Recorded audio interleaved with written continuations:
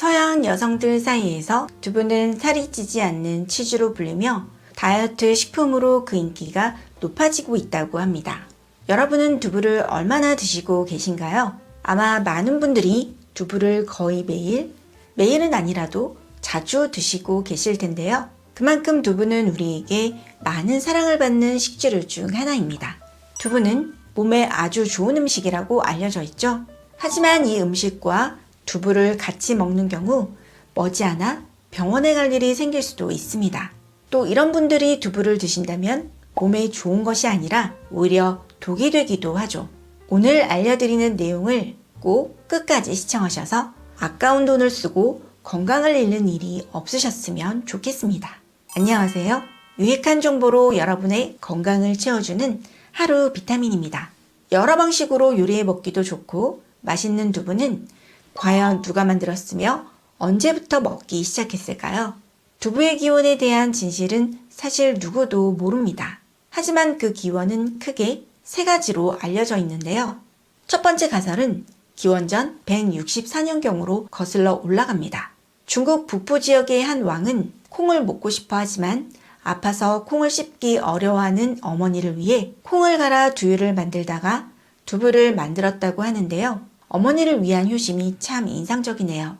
다만 이 설은 꽤 감동적인 이야기지만 이를 뒷받침할 증거는 거의 없다고 합니다. 두 번째로는 갈은 콩을 끓이던 도중 사고로 바다소금을 쏟았다는 설입니다.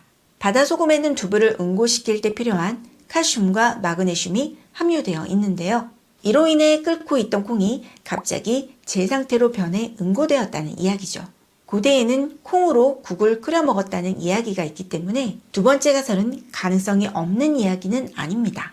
마지막 가설은 고대 중국인이 몽골 지역의 치즈를 만드는 방법을 따라서 만들게 되었다고 하는 설입니다. 만들게 된 계기가 어찌되었든 두부는 밭에서 나는 고기라 할 만큼 영양가가 매우 풍부한데요.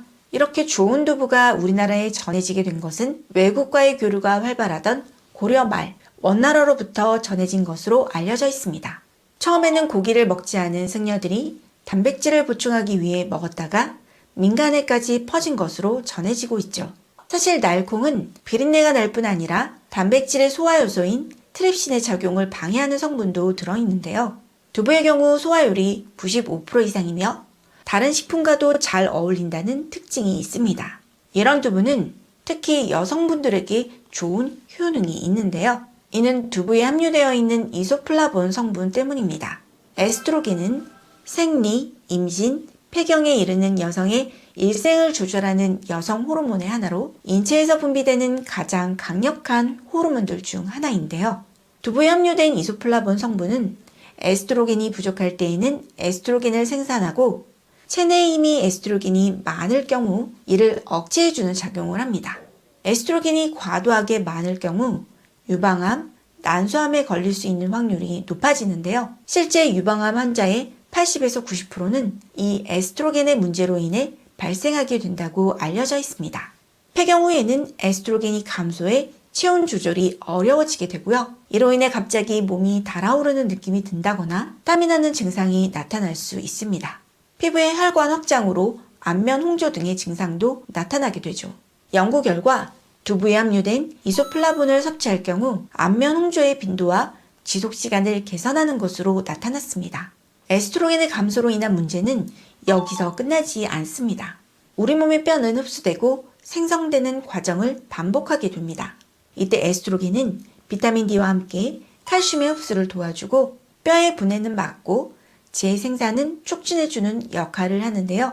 하지만 이런 에스트로겐의 농도가 감소함에 따라 골량이 손실되고 이로 인해 골다공증의 위험이 높아지게 됩니다.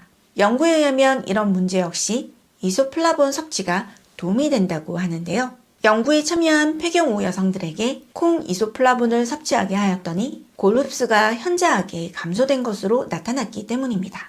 갱년기가 되면 신체적 변화뿐 아니라 심리적 변화도 같이 나타나게 됩니다. 이는 자율신경의 균형이 깨지게 되기 때문인데요. 이로 인해 극심한 기분 변화, 우울증, 신경질적인 증상 등이 나타날 수 있습니다. 이번 연구는 일본 중년 여성들을 대상으로 진행되었는데요. 이소플라본을 하루 25mg 섭취하게 한 결과 우울증 및 불면증 증상이 큰 폭으로 개선된 것으로 나타났다고 합니다. 이처럼 다양한 효능을 볼 수 있는 두부, 여자에게만 좋은 효능이 있는 것이 아니었습니다. 두부에는 리놀렌산 등의 필수 지방산과 레시틴, 피토스테롤 등의 생리 활성 물질이 풍부한데요. 이 성분들은 혈중 콜레스테롤 수치를 낮춰주고 혈행 흐름을 도와 고혈압, 동맥경화, 뇌졸중 등과 같은 심혈관 질환 예방에도 도움이 됩니다. 또 두부에는 항산화 작용을 하는 비타민 B군과 E군이 함유되어 있는데요. 이 성분은 노화의 주범으로 알려진 활성산소를 제거해주는 효과가 있어서 세포 손상을 막고 노화를 방지해줍니다. 이처럼 우리 몸에 좋은 두부이지만 이 음식과 같이 먹는 경우 건강을 해칠 수가 있다고 합니다. 바로 시금치가 그것인데요. 이는 시금치 속에 함유된 옥살산 성분이 두부의 칼슘과 만나게 되면 물에 잘 녹지 않는 화합물인 옥살산 칼슘이 생기기 때문입니다. 이 옥살산 칼슘이 몸에 쌓이는 경우 결석이 생길 수 있게 되죠. 다만 시금치와 두부를 꼭 같이 먹고 싶다면 방법은 있습니다. 시금치의 옥살산 성분은 100도 이상의 끓는 물에 녹게 되는데요. 따라서 같이 요리를 하고 싶다면 꼭 시금치를 물에 데쳐서 헹궈낸 뒤 요리를 하시는 것이 좋습니다.